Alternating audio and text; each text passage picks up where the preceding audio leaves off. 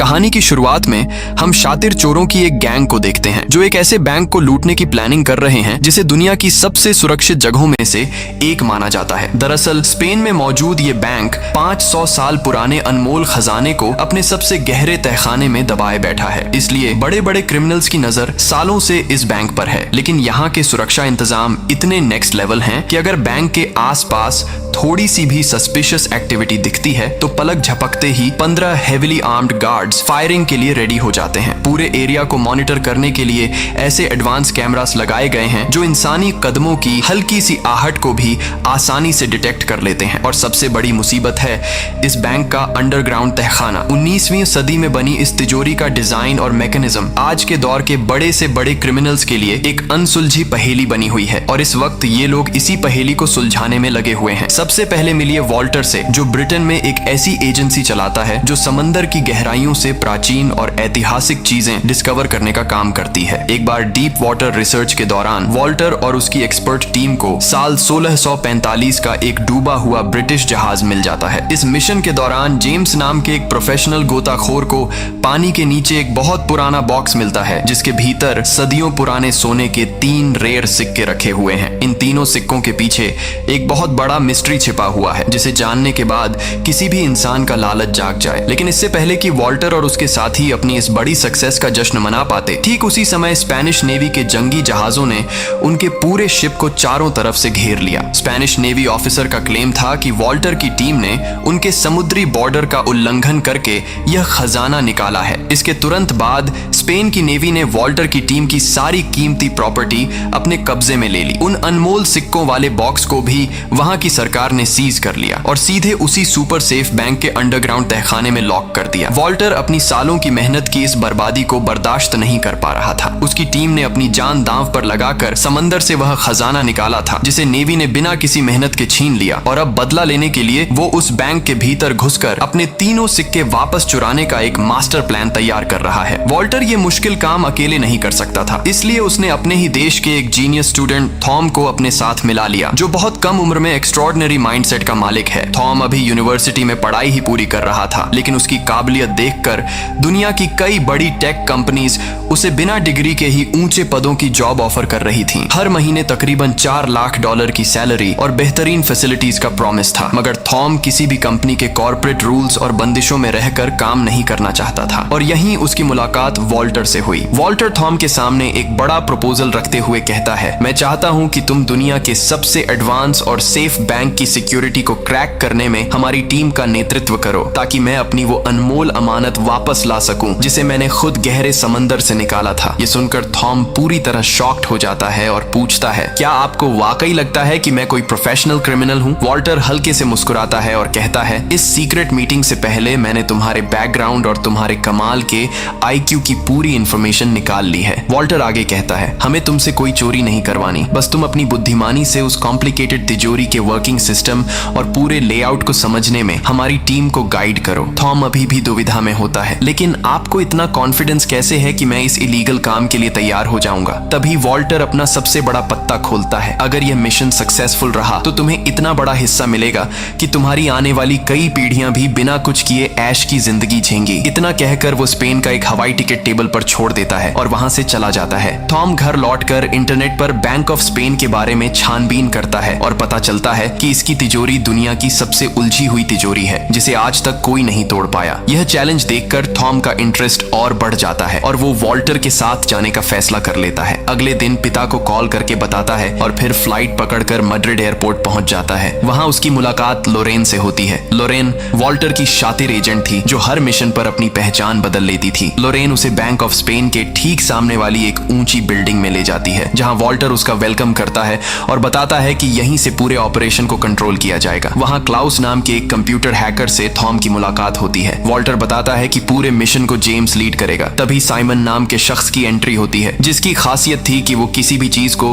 पल भर में ढूंढ निकालता था। वॉल्टर बैंक की मेन तिजोरी क्रैक करने की जिम्मेदारी सीधे थॉम को सौंप देता है। ये सुनकर जेम्स भड़क जाता है क्योंकि उसका कहना था कि थॉम को ऐसे खतरनाक कामों का कोई एक्सपीरियंस नहीं है। वॉल्टर उसकी बात अनसुनी कर क्लाउस से मिशन का अपडेट पूछता है। क्लाउस बताता है कि बैंक का पूरा टेलीफोन सिस्टम तो हैक हो गया है, लेकिन इंटरनल सिस्टम में घुसने के लिए एक सीक्रेट पासवर्ड चाहिए। रैंडम नंबर्स डालकर बाईपास करने में 100 करोड़ से भी ज्यादा कॉम्बिनेशंस ट्राई करने पड़ते, जो नामुमकिन था। तभी टॉम एक आइडिया देता है कि जो बैंक स्टाफ अभी छुट्टी पर है उसे बैंक के किसी ऑफिशियल नंबर पर कॉल करो और खुद को बैंक ऑफ स्पेन के कस्टमर केयर या वॉइसमेल सर्विस का एजेंट बताओ। फिर उनसे कहो कि आपके अकाउंट पर एक अर्जेंट मैसेज आया है, जिसे सुनने के लिए कृपया बीप के बाद अपना सीक्रेट पासवर्ड एंटर करें। शुरुआत में टीम के बाकी मेंबर्स को लगता है कि यह बहुत ही बचकाना आइडिया है, पर हैरानी की बात यह होती है कि थॉम की यह सोशल इंजीनियरिंग ट्रिक 100% काम कर जाती है। इस आसान सी चाल की मदद से क्लाउस को बैंक के अंदर लगे कुछ बेहद जरूरी कैमरास की लाइव फुटेज का एक्सेस मिल जाता है। भले ही यह कोई बहुत पेचीदा तकनीक नहीं थी, पर जो लोग इस खेल को नहीं जानते उनके लिए यह काम करना नामुमकिन था। वॉल्टर थॉम को थैंक्स कहता है और लोरेन भी उसके तेज दिमाग से काफी इंप्रेस हो जाती है। इस पहली बड़ी कामयाबी के बाद वॉल्टर थॉम के सामने उन 3 पुराने सोने के सिक्कों का असली सीक्रेट रिवील करता है। ये रहस्यमयी कहानी 16वीं सदी के एक ब्रिटिश पायरेट से जुड़ी है, जिसने स्पेन के एक शाही जहाज से अरबों का खजाना लूटा था और उसे किसी अनजान आइलैंड पर छुपा दिया था। लेकिन आज तक दुनिया का कोई भी खोजी या सरकार यह पता नहीं लगा पाई कि वह खजाना आखिर किस जगह पर दफन है। करीब 30 साल पहले वॉल्टर ने एक बहुत पुरानी गुप्त चिट्ठी खरीदी थी, जिसमें उस खजाने के ठिकाने से जुड़े कुछ हिंट्स लिखे हुए थे। बाद में सालों की रिसर्च से यह बात साफ होती है कि उस खजाने की बिल्कुल सटीक लोकेशन और उसके कोऑर्डिनेट्स उन्हीं 3 सोने के सिक्कों पर बहुत बारीक नक्काशी से लिखे गए हैं। वॉल्टर ने अपनी जिंदगी के कई साल समंदर की लहरों के बीच उन कीमती सिक्कों को खोजने में दांव पर लगा दिए थे, मगर अफसोस वही सिक्के अब स्पेन सरकार के कब्जे में दुनिया के सबसे सिक्योर बैंक के लॉकर में बंद हैं। वॉल्टर अपनी टीम के सामने वादा करता है कि अगर यह हाइस्ट सक्सेसफुल रही तो खजाने का एक एक हिस्सा सभी में बराबर डिवाइड कर दिया जाएगा। वह थॉम को यह भरोसा भी दिलाता है कि अगर वे किसी वजह से अनसक्सेसफुल भी रहे तो भी उसकी मेहनत और कीमती समय के बदले एक बड़ा अमाउंट पे किया जाएगा। एक लंबी ब्रेनस्टॉर्मिंग के बाद पूरी टीम मिलकर बैंक के अंदर घुसने का पहला फुल प्रूफ ब्लूप्रिंट रेडी करती है। प्लान के मुताबिक सबसे पहले वे बैंक का स्टाफ बनकर एक इंडस्ट्रियल क्लीनिंग कंपनी को कॉल करते हैं और उन्हें झूठी इंफॉर्मेशन देते हैं कि बैंक के अलार्म सिस्टम में टेक्निकल फॉल्ट आ गई है, जिसकी वजह से कुछ दिनों के लिए साफ सफाई का काम सस्पेंड किया जा रहा है। इसके तुरंत बाद साइमन और थॉम उसी क्लीनिंग कंपनी के फेक एम्प्लॉई बनकर सीधे बैंक के मेन गेट पर पहुंच जाते हैं। दोनों अपनी एक्टिंग इस कदर परफेक्टली निभाते हैं कि वहां तैनात सिक्योरिटी गार्ड्स को जरा सा भी डाउट नहीं होता। वे बहुत आसानी से सिक्योरिटी चेक क्लियर करके बैंक के इंटरनल एरिया में एंट्री ले लेते हैं। दूसरी तरफ शातिर लॉरेन एक आर्ट एक्सपर्ट का रूप धारण करती है, जो एक्सपेंसिव और रेयर पेंटिंग्स की जांच करती है। वह बैंक एडमिनिस्ट्रेशन को यह दिखाने आई है कि वहां रखी हिस्टोरिकल कलाकृतियों को कोई डैमेज तो नहीं पहुंचा है। वह पूरे कॉन्फिडेंस के साथ वहां के चीफ सिक्योरिटी ऑफिसर गुस्तावो से मिलती है। गुस्तावो को उस पर रत्ती भर भी शक नहीं होता, क्योंकि लोरेन को पेंटिंग्स और आर्ट वर्ल्ड की गजब की नॉलेज है। इसी बातचीत के दौरान लोरेन बहुत ही स्मार्टली अपना बबल टी कप गुस्तावो के हाथ में थमा देती है, ताकि वह चुपके से उसके फिंगरप्रिंट्स कलेक्ट कर सके। उधर अपने सीक्रेट बेस पर बैठा क्लाउस सीसीटीवी कैमरास के जरिए बैंक के अंदर मौजूद अपने साथियों की हर एक मूवमेंट को बारीकी से ट्रैक कर रहा है। वह तुरंत साइमन को एक सीक्रेट सिग्नल भेजता है कि वह बिना किसी की नजर में आए बैंक के वीआईपी टेक्निकल रूम में घुस जाए। साइमन बिना कोई टाइम वेस्ट किए वहां पहुंचता है और अपने साथ लाया हुआ एक जासूसी गैजेट वहां के मेन सिग्नल पोर्ट से अटैच कर देता है। इस मास्टर स्ट्रोक से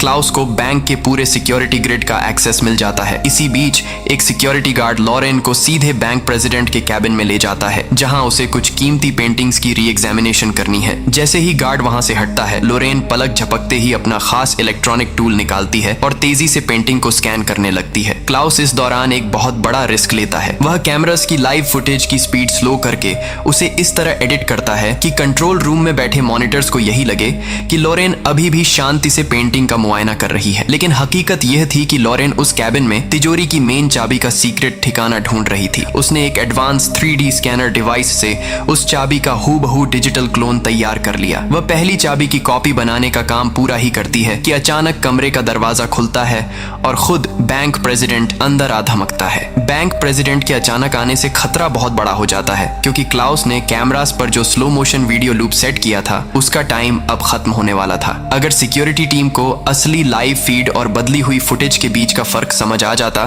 तो उनका पूरा हाइस्ट उसी पल तबाह हो जाता। लेकिन इस मुश्किल घड़ी में भी लोरेन गजब का प्रेजेंस ऑफ माइंड दिखाती है। वह बैंक प्रेसिडेंट से बेहद शालीनता से कहती है कि सर, थोड़ा साइड हो जाइए ताकि मैं इस आर्टवर्क की एक परफेक्ट फोटो ले सकूं। वह बिना किसी शक के पीछे हट जाता है और लोरेन अपनी हाजिर जवाबी से इस बड़े खतरे को टाल देती है। थोड़ी ही देर में बैंक प्रेसिडेंट उस कैबिन से बाहर चला जाता है और लोरेन को अपना बाकी काम पूरा करने का मौका मिल जाता है। लोरेन बिना एक पल गंवाए फुर्ती से उस दूसरी चाबी को भी स्कैन कर लेती है जो एक दूसरी कीमती पेंटिंग के पीछे बहुत ही चालाकी से छिपाई गई थी। ठीक इसी समय थॉम को एक बेहद डेंजरस काम सौंपा गया था। उसे बैंक के मेन मीटिंग रूम में जाना था और वहां टेबल के नीचे छिपकर अपने एडवांस स्कैनर के जरिए नीचे बनी रहस्यमयी तिजोरी की पूरी बनावट और उसके स्ट्रक्चर का मैप तैयार करना था। लेकिन बदकिस्मती देखिए, तभी बैंक के कुछ बड़े ऑफिशियल्स की एक टीम मीटिंग के लिए अचानक उसी कमरे में आ जाती है। अब थॉम के पास सांसें रोककर चुपचाप मेज के नीचे दुबकने के अलावा कोई रास्ता नहीं बचता। तभी वहां बैठे एक स्टाफ के हाथ से कुछ जरूरी फाइल्स फिसलकर सीधे फर्श पर गिर जाती हैं। वह शख्स जैसे ही उन्हें उठाने के लिए नीचे झुकने लगता है, थॉम की जान हलक में आ जाती है। लेकिन ठीक उसी नाजुक मोड़ पर अचानक पूरे बैंक में अलार्म गूंज उठता है। उस लाउड सायरन को सुनते ही और सभी अधिकारी मीटिंग छोड़कर तुरंत बाहर भाग जाते हैं। थॉम की किस्मत यहाँ उसका पूरा साथ देती है और वह बाल बाल बच जाता है। असल में थॉम की उस स्कैनिंग मशीन से जो इलेक्ट्रोमैग्नेटिक वेव्स निकल रही थी, उसी के कारण बैंक का अलार्म सिस्टम एक्टिवेट हो गया था। अलार्म बजते ही बैंक के ठीक सामने बने मिलिट्री हेडक्वार्टर से मरीन कमांडो और सिक्योरिटी गार्ड्स तुरंत एक्शन मोड में आ जाते हैं। वे पल भर में पूरे बैंक को चारों तरफ से कॉर्डन ऑफ कर लेते हैं। गुस्तावो तुरंत ऑर्डर पास कर देता है कि जांच पूरी होने तक बैंक परिसर से कोई भी इंसान बाहर कदम नहीं रखेगा। उधर लोरेन ने दूसरी चाबी का डिजिटल क्लोन तो बना लिया था, पर पाबंदियों के कारण उसे वापस उसकी जगह पर रखने का मौका नहीं मिल पाता। तभी बैंक प्रेसिडेंट वहां आता है और लोरेन को सुरक्षा कारणों से तुरंत अपने साथ बाहर चलने को कहता है। इस अचानक आई आफत से पूरी टीम के होश उड़ जाते हैं। सब लोग अपने सीक्रेट बेस पर घबराए हुए थे कि इस सिचुएशन को कैसे हैंडल किया जाए। तभी थॉम खुद आगे बढ़कर सामने आता है। वह कहता है कि वह अपनी जान दांव पर लगाकर लोरेन के हाथ से छूटने वाली उस चाबी को हवा में ही लपक लेगा और उसे वापस तिजोरी के गुप्त स्थान पर फिट कर देगा। थॉम गजब की फुर्ती दिखाता है और उस चाबी को जमीन पर गिरने से पहले ही हवा में कैच कर लेता है, जिससे कोई आवाज नहीं होती। लेकिन जैसे ही थॉम उस चाबी को वापस उसकी जगह पर सेट करता है, तभी अचानक एक सिक्योरिटी गार्ड उस कमरे में आ जाता है। वह थॉम को वहां देखकर कड़क आवाज में पूछती है, तुम इस रिस्ट्रिक्टेड एरिया में क्या कर रहे हो? थॉम तुरंत एक मासूम सा चेहरा बनाता है और अपने कानों पर हाथ रखते हुए बोलता है, ओह सॉरी मैम, असल में मैंने अपने कानों में हेडफोन्स लगा रखे थे और तेज वॉल्यूम में म्यूजिक सुन रहा था, इसी वजह से मुझे अलार्म का सायरन सुनाई नहीं दिया। गार्ड उस पर चिल्लाते हुए कहता है, बहानेबाजी बंद करो और तुरंत यहाँ से बाहर निकलो। उधर कंट्रोल रूम में बैठे गुस्तावो ने बारीकी से नोटिस किया कि अलार्म का सिग्नल सीधे मेन तिजोरी वाले हिस्से से आया था। वह बिना देर किए हथियारों से लैस सैनिकों को नीचे तहखाने में भेजता है, लेकिन वहां काफी छानबीन के बाद भी उन्हें कोई सस्पिशियस चीज या इंसान नजर नहीं आता। आखिरकार कोई पुख्ता सबूत न मिलने की वजह से गुस्तावो को मजबूरी में सभी को बैंक से जाने देने का फैसला करना पड़ता है। इस जोखिम भरे काम से सही सलामत लौटने के बाद जब पूरी टीम बैंक से चुराए गए डेटा की बारीकी से जांच करती है, तो थॉम एक बार फिर अपनी गजब की बुद्धिमानी का सबूत देता है। वह ध्यान देता है कि स्कैनर तिजोरी के एक खास हिस्से का साफ ढांचा नहीं बना पाया है। वो तुरंत समझ जाता है कि उस जगह पर पानी मौजूद है। दरअसल उस गुप्त तिजोरी के ठीक ऊपर पानी का एक बहुत बड़ा टैंक मौजूद है। 19वीं सदी के उस्ताद इंजीनियर्स ने इस लॉकर की सुरक्षा के लिए ऐसा अचूक चक्रव्यूह बनाया है कि अगर कोई भी घुसपैठियां बिना अनुमति के इसके अंदर कदम रखता है तो मुख्य पाइपलाइन के सारे वाल्व्स खुद ब खुद खुल जाते हैं। देखते ही देखते वह पूरा हिस्सा पानी से भर जाता है, जिससे चोर वहीं फंसकर अपनी जान गंवा बैठता है। थॉम अपनी खोज से यह भी पता लगाता है कि उस पुराने दौर में आज की तरह कोई मोशन डिटेक्शन टेक्नोलॉजी तो मौजूद नहीं थी, पर उसकी जगह उन्होंने फर्श के नीचे एक बहुत ही संवेदनशील तराजू फिट कर रखा है। जैसे ही तिजोरी की जमीन पर तय सीमा से 1 ग्राम भी फालतू वजन पड़ता है, वह पूरा सिस्टम खुद एक्टिवेट हो जाता है और वाटर ट्रैप चालू हो जाता है। अब टीम के सामने सबसे बड़ी चुनौती ये है कि उस संवेदनशील तराजू को बिना डिस्टर्ब किए तिजोरी को कैसे पार किया जाए। उधर बैंक में अलार्म बजने की उस घटना के बाद जब सुरक्षा बलों को कोई सुराग नहीं मिलता, तो बैंक प्रेसिडेंट गुस्तावो को बहुत बुरी तरह डांटते हैं। उसी दौरान पूरे देश में फुटबॉल वर्ल्ड कप का जोश अपने चरम पर होता है और बैंक के ठीक बाहर बने चौक पर स्पेन की टीम का हौसला बढ़ाने के लिए हजारों फैंस की भारी भीड़ जमा होती है। बैंक प्रेसिडेंट के सलाहकार गुस्तावो का बचाव करते हुए कहते हैं कि शायद अलार्म बजने की वजह बाहर लगे बड़े बड़े पावर जनरेटर्स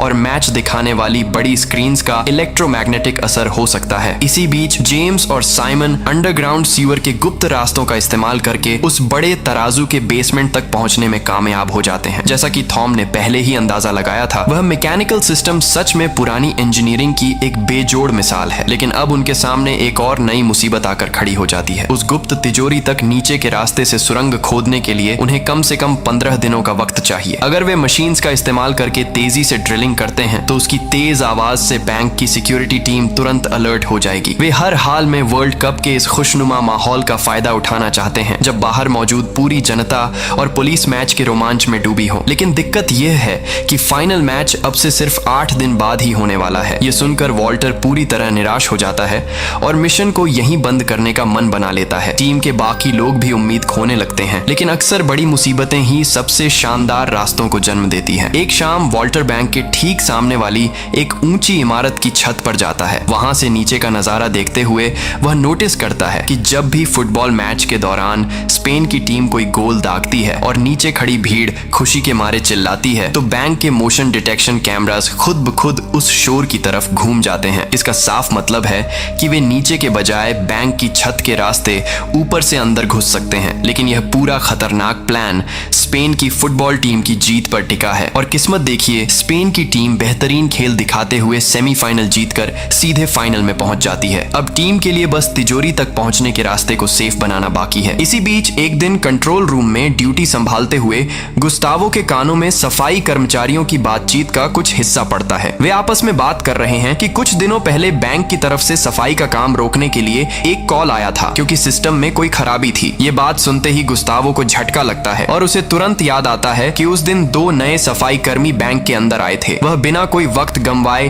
पुराने कैमरास के रिकॉर्ड्स खंगालना शुरू करता है, जहां उसे थॉम और साइमन की साफ तस्वीरें मिल जाती हैं। लेकिन चूंकि उन दोनों का कोई पुराना पुलिस रिकॉर्ड नहीं है, इसलिए बैंक का फेशियल रिकॉग्निशन सिस्टम उनकी पहचान बताने में फेल हो जाता है। अब गुस्तावो पहले से कहीं ज्यादा अलर्ट हो चुका है। वह बैंक के अंदर सिक्योरिटी गार्ड्स की संख्या दोगुनी कर देता है और परिसर के कोने कोने में नए खुफिया कैमरास लगवा देता है। उधर थॉम इस मिशन को सफल बनाने के लिए कई रातों से सोया नहीं है। वह पूरी लगन से उस बड़े तराजू की मुश्किल समस्या का हल निकालने में दिन रात लगा हुआ है। आखिरकार अपने बेहतरीन दिमाग की बदौलत थॉम एक बहुत ही अनोखा रास्ता ढूंढ निकालता है। वह टीम को सलाह देता है कि वे उस पुराने तराजू को फ्रीज करने के लिए लिक्विड नाइट्रोजन गैस का इस्तेमाल करेंगे, क्योंकि बहुत ज्यादा ठंडी नाइट्रोजन गैस किसी भी मजबूत मेटल को कुछ ही सेकंड्स में जमा कर पूरी तरह सुन्न कर देती है। थॉम के हिसाब से उस विशाल सिस्टम को पूरी तरह फ्रीज करने के लिए कम से कम 500 किलो नाइट्रोजन गैस की जरूरत है और इस जोखिम भरे काम का जिम्मा साइमन के कंधों पर होता है। टीम के सभी सदस्य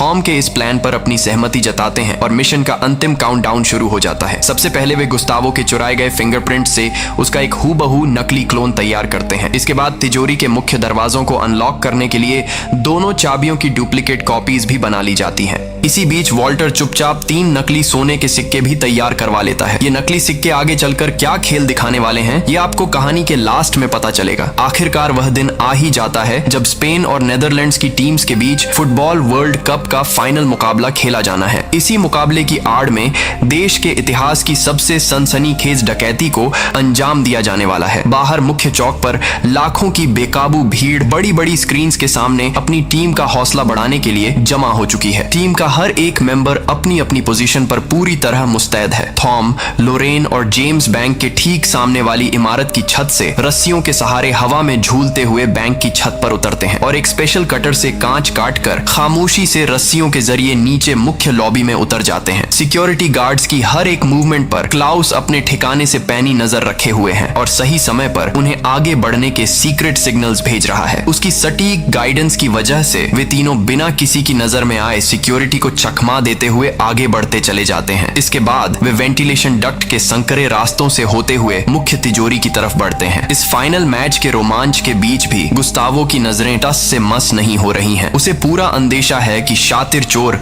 इस सुनहरे मौके का फायदा उठाने की कोशिश जरूर करेंगे, इसलिए वह खुद कंट्रोल रूम की स्क्रीन्स पर एक एक हरकत को बारीकी से देख रहा है। जैसे ही वे वेंटिलेशन डक्ट के मुहाने से बाहर निकले, तीनों के पैरों तले जमीन खिसक गई, क्योंकि उनके सामने 2 दीवारों के बीच एक भयानक गहरी खाई है। तीनों अपने साथ लाई पोर्टेबल सीढ़ी को खोलकर दोनों दीवारों को आपस में जोड़ देते हैं। जेम्स सबसे आखिर में उस सीढ़ी पर चढ़ता है, लेकिन जैसे ही वह बीच रास्ते पहुंचता है, सीढ़ी अचानक नीचे की तरफ सरकने लगती है। मौत को सामने देख जेम्स पूरी ताकत से आगे की तरफ छलांग लगाता है। ठीक उसी नाजुक पल में थॉम हवा में ही उसका हाथ मजबूती से थाम लेता है और जेम्स की जान बच जाती है। उधर क्लाउस सिस्टम को हैक करके पहला सिक्योरिटी दरवाजा खोल देता है। इसके बाद उनके सामने एक और बेहद भारी स्टील का दरवाजा आता है। इसे खोलने के लिए गुस्तावो के नकली फिंगरप्रिंट और उन दोनों डुप्लीकेट चाबियों का एक साथ एक ही सेकंड में इस्तेमाल किया जाना जरूरी है। तीनों साथियों के तालमेल के बिना यह दरवाजा खुलना पूरी तरह नामुमकिन है। किस्मत से फिंगरप्रिंट और चाबियों का वह कॉम्बिनेशन एकदम सटीक बैठता है और आखिरकार बैंक का वह अंतिम दरवाजा भी उनके सामने खुल जाता है। अब उनके ठीक सामने वह फर्श है जिसके नीचे वह संवेदनशील तराजू लगा हुआ है। अंडरग्राउंड सीवर में तैनात साइमन को जैसे ही टॉम का सिग्नल मिलता है, वह बिना देरी किए उस तराजू के मुख्य बेस पर भारी मात्रा में नाइट्रोजन गैस रिलीज करना शुरू कर देता है। ऊपर तिजोरी में खड़े तीनों लोग अपनी सांसें रोके उस मैकेनिज्म के जमने का इंतजार कर रहे हैं। कुछ ही पलों में अत्यधिक ठंड की वजह से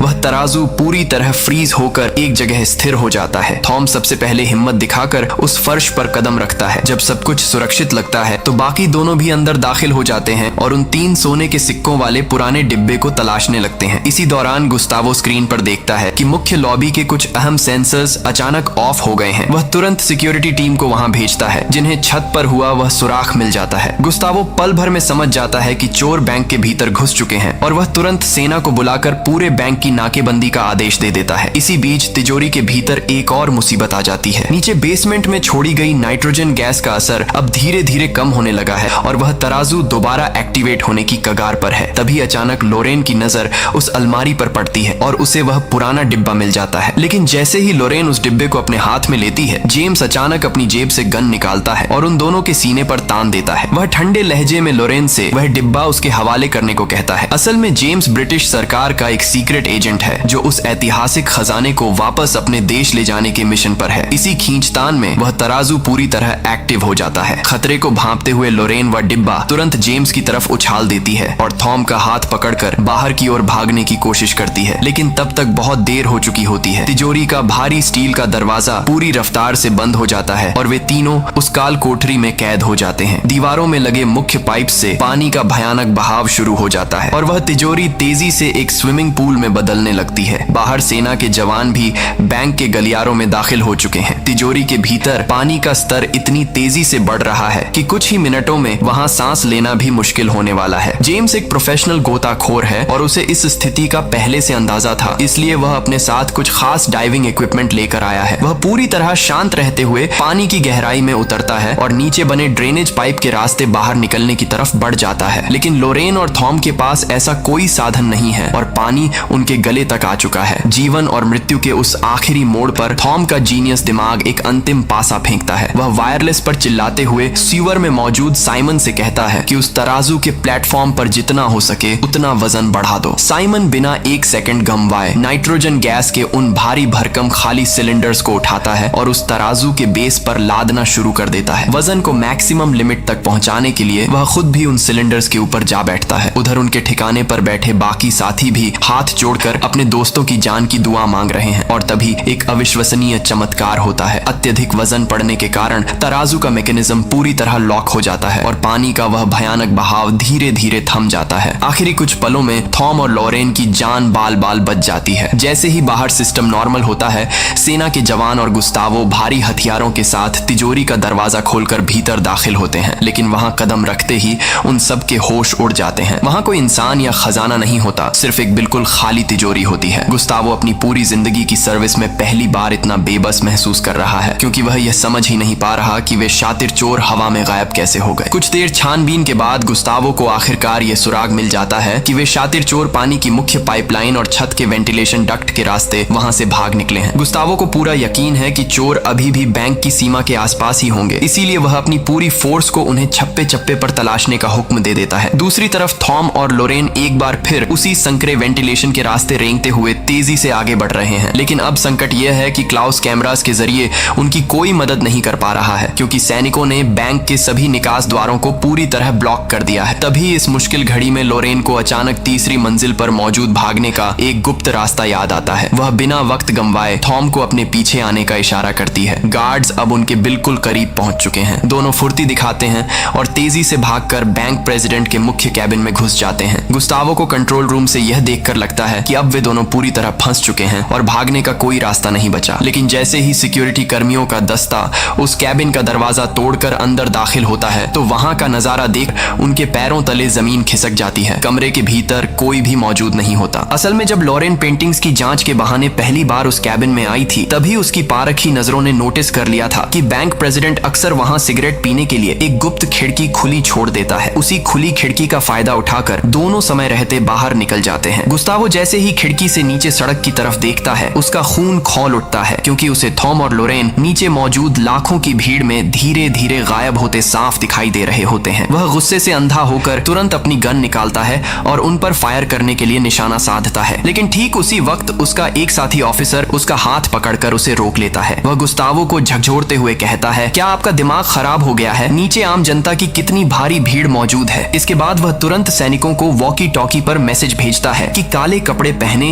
उन दोनों संदिग्धों को उस भीड़ में से ढूंढकर बाहर निकालो। लेकिन थॉम और लोरेन इस सिचुएशन के लिए पहले से ही तैयार हैं। वे भीड़ में कदम रखते ही पलक झपकते अपने काले कपड़े उतारकर फेंक देते हैं और आम फुटबॉल फैंस की तरह दिखने लगते हैं। अपनी पहचान छिपाने के लिए दोनों भीड़ के बीच एक प्रेमी जोड़े की तरह एक दूसरे को गले लगा लेते हैं। सैनिक उनके इस झांसे में आ जाते हैं और उन्हें पहचान नहीं पाते, जिसके कारण आखिरकार सेना को हार माननी पड़ती है। इस मिशन के कुछ समय बाद वॉल्टर इंग्लैंड की धरती पर मार्गरेट नाम की एक हाई प्रोफाइल महिला से मिलने पहुंचता है। मार्गरेट और जेम्स दोनों असल में ब्रिटिश खुफिया एजेंसी के बेहद शातिर सीक्रेट एजेंट्स हैं। वॉल्टर वहां उन 3 सोने के सिक्कों से मिलने वाले खजाने के हिस्से पर बात करने के इरादे से आया है, लेकिन मार्गरेट कड़े शब्दों में उसे कोई भी हिस्सा देने से साफ इनकार कर देती है। जेम्स उन तीनों सिक्कों को सुरक्षित अपने देश ले आया है और उसने वहां के एक बड़े प्रोफेसर को उन सिक्कों पर उकेरे गए खजाने के गुप्त कोऑर्डिनेट्स का पता लगाने के काम पर लगा दिया है। लेकिन जेम्स और उसकी एजेंसी इस बात से पूरी तरह अनजान है कि वॉल्टर को जेम्स की वफादारी पर बहुत पहले से ही शक हो गया था। इसीलिए वॉल्टर ने बैंक के भीतर ही लोरेन की मदद से उन असली सोने के सिक्कों को बहुत चालाकी से बदलकर उनकी जगह हूबहू दिखने वाले नकली सिक्के रखवा दिए थे। उन नकली सिक्कों पर जो दिशा निर्देश खुदे हैं वे पूरी तरह गलत और फर्जी हैं। जब जेम्स और मार्गरेट को इस धोखे का एहसास होता है तो उनके गुस्से का ठिकाना नहीं रहता। दूसरी तरफ फ्रांस के पश्चिमी हिस्से में स्थित एक खूबसूरत आइलैंड पर वॉल्टर की पूरी टीम इस कामयाबी का जश्न मना रही है। इस बीच थॉम ने अपनी असाधारण प्रतिभा से हवाई जहाज उड़ाने का ऑफिशियल पायलट लाइसेंस भी हासिल कर लिया है। तभी शातिर लोरेन अपनी जेब से वे असली सोने के 3 सिक्के निकालती हैं और थॉम उन पर अंकित सही दिशा निर्देशों को कंप्यूटर सिस्टम में दर्ज करके खजाने की असली लोकेशन ट्रैक करता है। जैसे ही खजाने का असली ठिकाना स्क्रीन पर सामने आता है वे सब के सब हैरान रह जाते हैं, क्योंकि वह अरबों का खजाना खुद इंग्लैंड के एक सबसे बड़े सेंट्रल बैंक के भीतर दफन है। वह बैंक भी